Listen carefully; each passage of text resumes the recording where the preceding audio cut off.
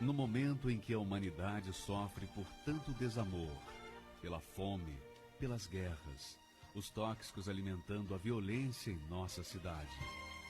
Esta emissora traz até você momentos de amor, paz e alegria, através de um programa feito com carinho para o seu coração.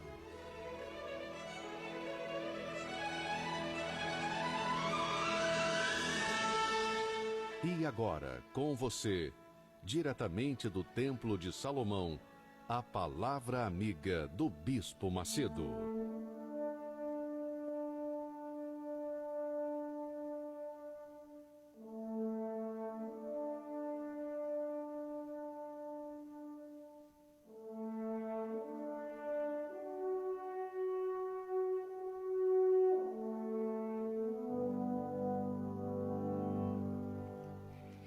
Graças a Deus. Que Deus abençoe a sua vida, minha amiga, meu amigo ouvinte. Que abra o seu entendimento, a sua visão, para você ver o invisível, crer no impossível, tomar atitudes que você não tomaria normalmente. Porque essa é a fé que agrada a Deus. A fé que faz a diferença na vida das pessoas. Deus quer lhe dar o poder dele, a unção dele. Ele quer lhe dar a energia dele, para que você possa executar a vontade dele aqui na terra. Essa é a vontade de Deus para a sua vida. Que Deus te abençoe desde agora e para sempre.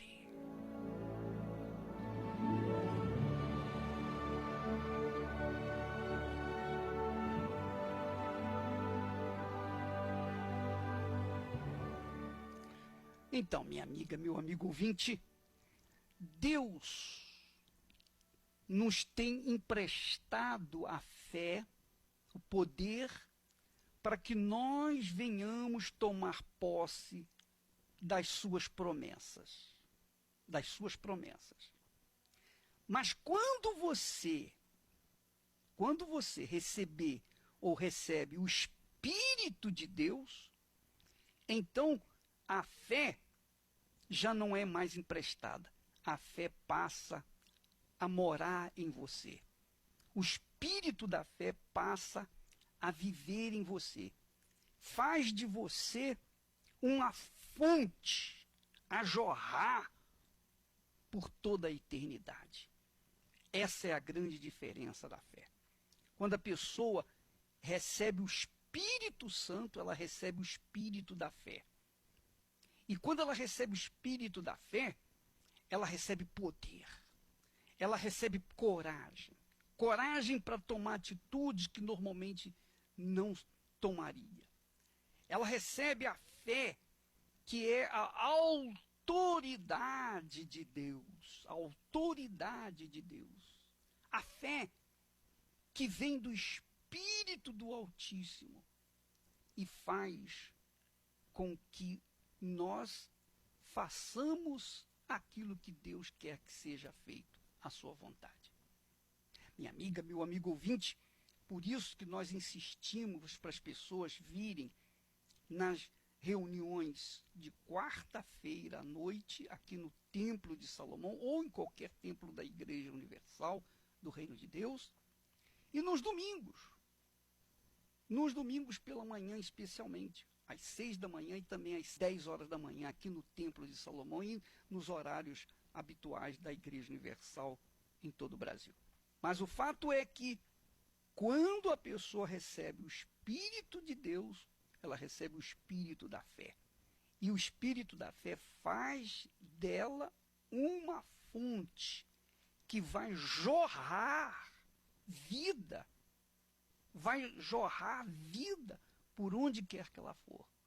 É impossível uma pessoa receber o Espírito de Deus ou o Espírito da fé e ser infeliz, e ser fracassada, e ser derrotada.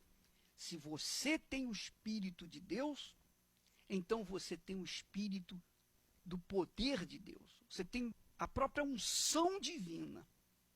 Você tem a energia do Altíssimo para realizar aquilo que ele quer que seja feito, a vontade dele. Então, minha amiga, meu amigo ouvinte, por isso que Paulo fala que sem fé é impossível agradar a Deus. Pelo Espírito Santo ele disse, sem fé é impossível agradar a Deus. Sem fé é impossível você merecer alguma coisa de Deus. Se você quer merecer alguma coisa de Deus, então você precisa da fé. Mas essa fé não vem na escola, não vem do pai, da mãe. Essa fé vem do próprio Espírito de Deus. Ele empresta um pouquinho do seu poder para você, para que você então venha tomar posse das coisas maiores dele. Se você for fiel, se você for determinado, definido, se você for aquela pessoa sincera e buscar, então ele vai se revelar para você e vai fazer de você a fonte de vida. É o que Jesus falou. Quem tem sede, venha a mim e beba. Beba do quê? Da água da vida. Porque aquele que beber de mim, então será uma fonte, vai jorrar como uma fonte de vida pelo resto da eternidade. Então, minha amiga e amigo ouvinte, Deus quer lhe dar esse espírito. Deus quer usar a sua cabeça, a sua inteligência, o seu intelecto. Não importa se o seu QI é baixo ou alto, médio, não importa o QI que você tem. O importante é que Deus quer usar o que você tem. O pouquinho que você tem é muito para Deus, é o suficiente para Ele. E Ele quer usá-lo para que outras pessoas venham conhecê-lo em toda a sua plenitude e grandeza. Portanto, Deus, o que agrada a Deus, o que faz a pessoa ser merecedora das bênçãos de Deus, da atenção do Altíssimo, é a fé. Você diz assim, mas eu não mereço nada. Eu sei que você não merece, nem eu mereço. Mas quando nós temos a fé e manifestamos, agimos, tomamos atitude com essa fé, então nós tornamos-nos merecedores. Então eu posso falar, meu Deus, eu mereço e eu te peço que o Senhor faça isso segundo a tua vontade, de acordo com a tua vontade.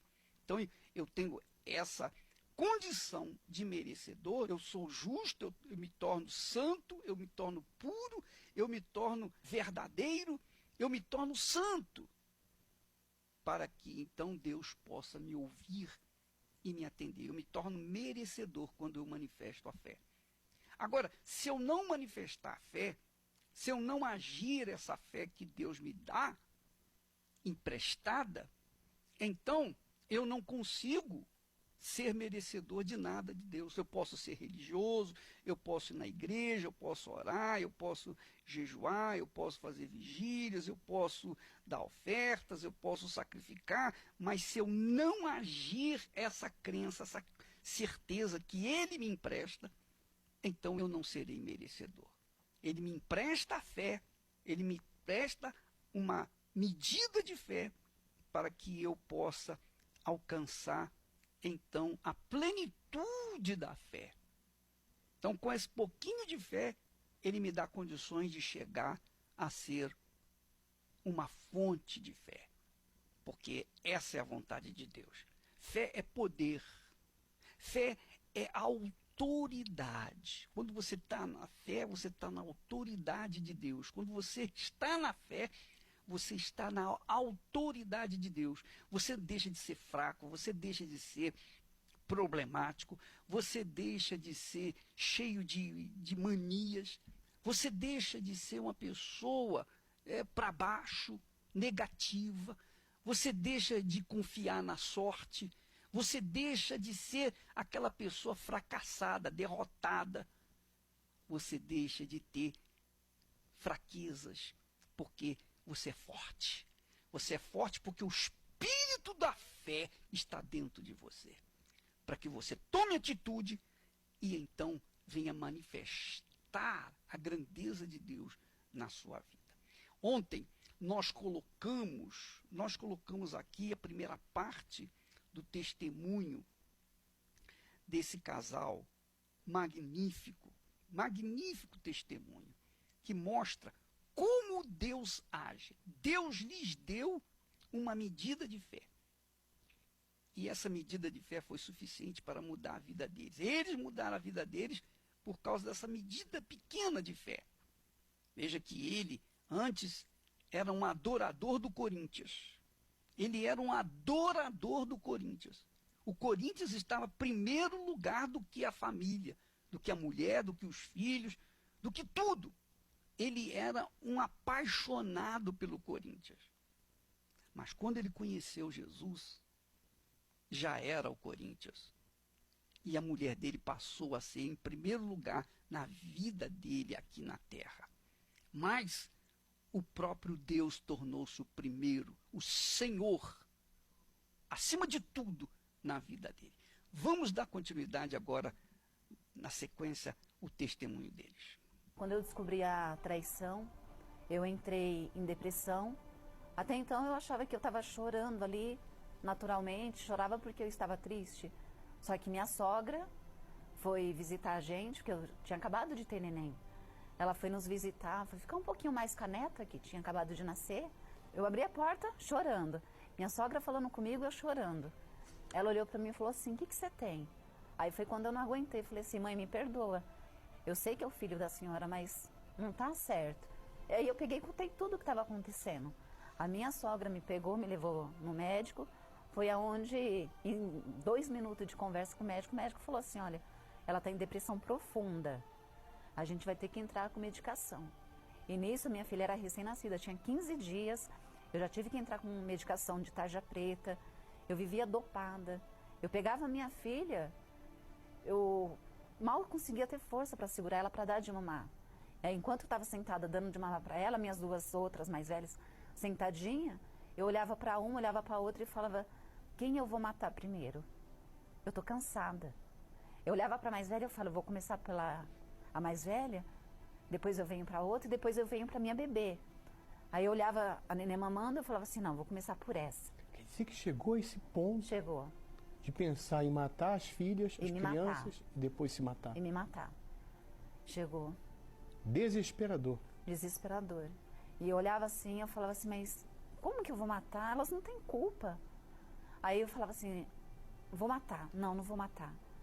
Aí quando eu parava de dar de mamar, que eu colocava minha bebê no bercinho, minhas meninas saíam um pouquinho de perto, nós morávamos no 11º andar.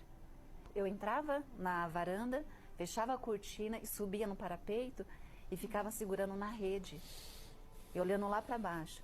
E eu torcendo ali para aquela rede rasgar, quebrar e eu cair e acabar com tudo. Porque o meu sofrimento passou do limite que eu imaginei. Então eu queria me matar. Ao mesmo tempo que eu queria matar as minhas filhas, eu não queria matar elas, eu queria matar a mim mesma. Então o meu desespero foi imenso, foi gigante. E depois eu contei para ele, eu falei assim, olha, se você ficar chegando tarde, eu vou dar cabo na minha vida. Aí ele falava assim, ai, tá bom, a mesma história sempre. Então parecia que ele estava me desafiando, parecendo que ele estava querendo que, para ele tanto faz, tanto fez. Ele estava num momento dele, no mundo dele. E essa gana só aumentava. Só aumentava. Eu cheguei a tomar vários comprimidos para me matar, mas nenhum fez efeito. Cheguei uma vez a colocar minhas filhas para dormir um pouco mais cedo, porque eu queria me matar. Teve dia que eu não dava de mamar para minhas filhas. Para minha filha pequenininha, eu não dava de mamar para ela, porque eu falava assim, não vou dar de mamar para ela, porque os medicamentos que eu tomo, se já me deixa assim, daqui a pouco ela vai ter uma deficiência também. Então foi um caso muito agravante. E cada vez piorando, cada vez aumentando. Esse foi o seu fundo de poço? Esse foi meu fundo de poço. Quando eu pensei em matar minhas filhas. Não porque eu queria matá-las para me fazer feliz ou para eles ter a dor. Mas era pelo fato de eu matá-las E para elas não sofrerem sem mãe. Porque, vamos dizer assim, sem pai dá até para viver, mas sem mãe não dá. Então, meu fundo de poço foi esse, quando eu pensei em tirar a própria vida dos meus filhos e depois me matar. Mas era pelo fato de tentar imaginar que ele ia sofrer. Só que ele, nas atitudes, não era em palavras, nas atitudes, ele me mostrava que para ele não tinha importância. Tanto fez, tanto faz. A minha sogra chegou a sentar com ele, conversar, mostrar para ele, falar para ele, olha, você está errado, não é assim. Ele chegou a discutir com a mãe dele, porque ele estava certo. Na cabeça dele, ele estava certo. Que ele tinha o direito de sair a hora que ele queria, voltar a hora que ele queria. Os amigos dele faziam a mesma coisa, ou até pior, e ele achou que podia fazer aquilo tudo, que era normal, que eu tinha que aceitar. Ele falava para mim, ó, eu te dei carro, eu te dei casa, você tem o cartão, você tem a senha, você tem tudo, o que mais você quer? Eu não posso sair, eu já trabalho, você faz o que você quer, vai onde você quer, você quer me mandar, você quer mandar em mim ainda? Então, tudo isso foi só piorando. Ele achava que aquela sensação que eu estava sentindo não podia ser comprada, ser suprida por um objeto, por uma coisa material. E no fundo eu não queria nada. Eu queria morar debaixo de uma ponte, morar no meio da rua, mas eu queria ter meu marido presente, principalmente durante a madrugada. A minha menina teve muita cólica. Então, assim, por ela ter muita cólica, eu mal dormia. Então, se ele estivesse no meu lado, presente ali, a gente dividia esse horário. Mas não era assim. Eu estava sozinha. Era um barco furado. Esse foi o meu fundo. E como é que você chegou à fé? Depois que eu descobri a traição, que eu passei por esse processo de depressão todinha, eu falei para ele, ó, acabou, não aguento mais, eu quero me separar. E ficamos 1 ano e 8 meses separados. E nos primeiros meses ele achou que assim, ela separou, mas daqui a pouco ela volta. Isso é temporário. 1 ano e 8 meses? Ficamos 1 ano e 8 meses separados, por decisão minha. E nesse 1 ano e 8 meses, mudou o teu ser nesse aspecto de querer se matar? Aliviou, amenizou? Como é que foi? Não, a sensação sempre teve, sempre estava presente ali. Principalmente pelo fato de saber que eu tinha pedido a separação. Então, assim, mesmo vendo a ausência, vendo, vamos dizer assim, os defeitos dele, eu ainda me culpava. Eu achava que alguma coisa eu tinha deixado de fazer. Então, quando eu decidi me separar, o ódio por ele foi cada dia aumentando mais. Quando meu celular tocava, que eu percebi que era ele que estava me ligando, a minha vontade era enfiar a mão pelo telefone e matar ele esganado. Eu já passei a não pensar só em me matar, mas em matar ele. Porque se eu estava ali, passando dificuldade, morando na casa de pessoas estranhas, o meu ódio foi aumentando. Então, assim, a minha sensação de matar ele acabou crescendo também. Você foi para casa de quem?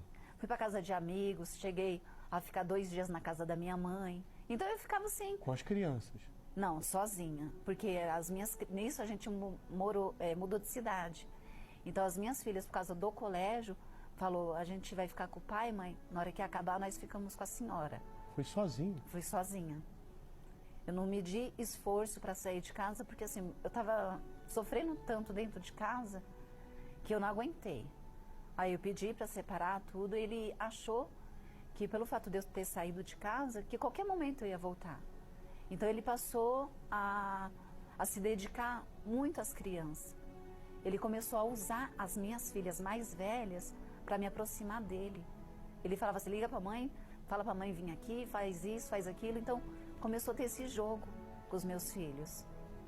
E aí nisso eu peguei e falei para ele, eu não vou voltar, não vou. Porque ali começou a ter um orgulho. E eu queria que ele sofresse. E você, Rafael, não queria que ela voltasse? Queria. Esse foi o meu fundo do poço, a separação. Foi quando aí, bispo, aí caiu a ficha que o que eu era, o que eu estava errado. Aí foi isso que aconteceu. Aí foi quando eu usava um pouco as crianças. Não é usar, tentava ser elas o canal de aproximação.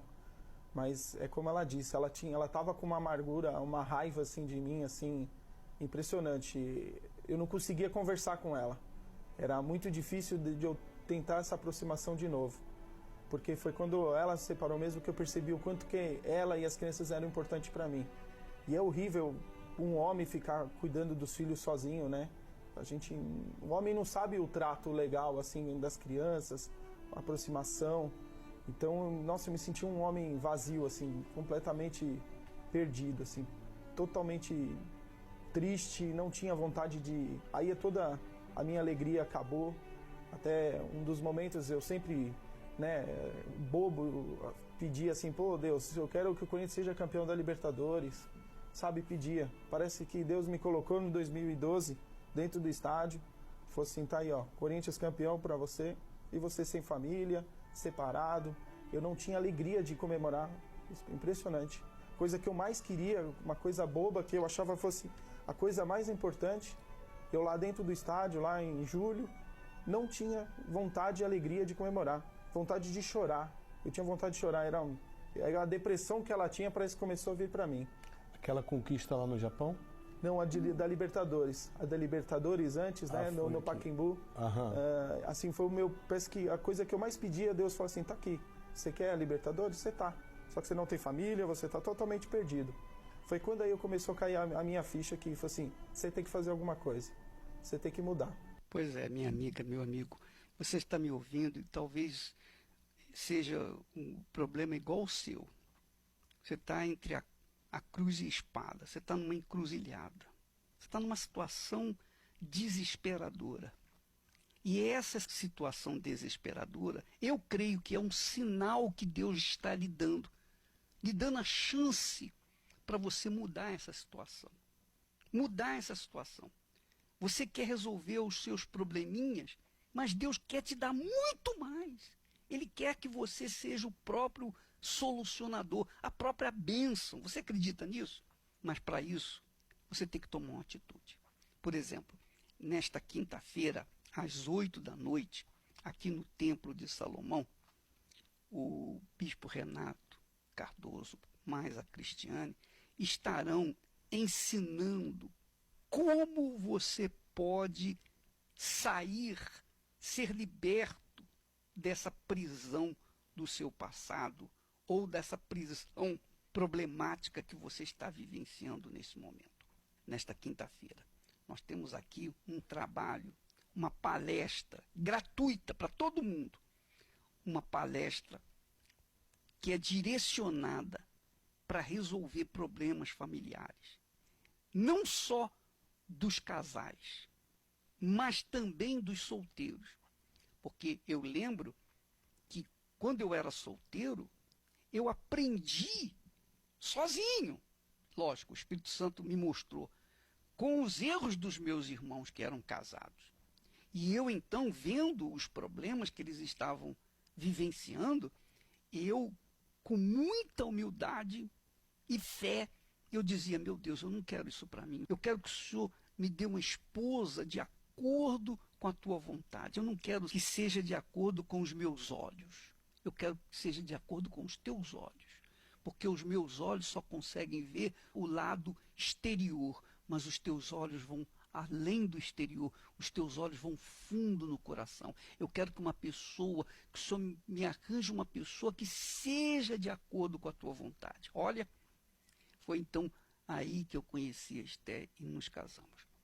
Então, minha amiga e meu amigo ouvinte, Deus quer fazer isso na sua vida. Se você já casou mal, Ele pode transformar essa situação. Ele pode mudar essa situação que está aí. Mas como, bicho? É isso aí que você tem que vir aprender. Nesta quinta-feira, às 20h, aqui no Templo de Salomão. Aliás, 20h, não, eu vou dizer 7:45. Porque se você chegar depois das 8h, vai ficar difícil para você entrar. Você vai ter que ir lá para o Brás, para a igreja auxiliar aqui do Templo de Salomão. Então, eu digo para você vir, faça o seu sacrifício, venha, participe. Você vai aprender como sair dessa situação. Porque Deus não é mágico. Deus não faz mágica. Você tem que aprender o que Ele ensina para fazer, obedecer e, consequentemente, alcançar aquilo que ele promete. Nesta quinta-feira, nós queremos convidar você. Nesta quinta-feira, você que está aí reclamando do seu marido, você que está aí, que não aguenta mais a situação do seu ex ou da sua noiva, enfim. Você vem fazer alguma coisa a respeito desse seu relacionamento. Às 8 da noite, na Avenida Celso Garcia, 605, no Brás. Um dia em Berseba saiu, partindo para Moriá. Um velho levando o menino calado a pensar. Ninguém conhecia o mistério, seguiam só os passos seus. Mas eles sabiam que o velho era amigo de Deus. O dia caía e então paravam para descansar. E na madrugada seguinte voltavam a andar. O velho Abraão, sem temer, sabendo que Deus grande é, seguia ao encontro de Deus para provar sua fé. 3 dias passaram e então ali conseguiram chegar no certo lugar onde a fé ele iria provar. Os servos ficaram e assim, levando o menino ele foi, deixando a certeza que os dois voltariam depois. Isaque seguia na frente, formoso até no caminhar. Quem sabe Abraão nessa hora começou a chorar. Isaque perguntou: meu pai, cadê o cordeiro, onde está? Meu filho cordeiro, para si Deus proverá. Proverá, proverá. Meu filho cordeiro, para si Deus proverá. Proverá, proverá. Meu filho cordeiro, para si Deus proverá. O velho Abraão preparou com todo cuidado o altar, colocando a lenha em ordem para o fogo pegar. Pegou o menino e amarrou, deitou sobre o altar então. Estava bastante afiada uma arma na mão. O velho Abraão, pela fé, do plano de Deus não fugiu. Estava disposto a cumprir o que Deus lhe pediu. Mas com ele o anjo bradou: não faças nada ao filho seu, porquanto agora eu sei que temes a Deus. Proverá, proverá. Eu sei que a vitória pra mim Deus proverá. Proverá, proverá. Eu sei que a vitória pra ti Deus proverá. Eu sei que a vitória pra mim Deus proverá. Eu sei que a vitória pra ti Deus proverá.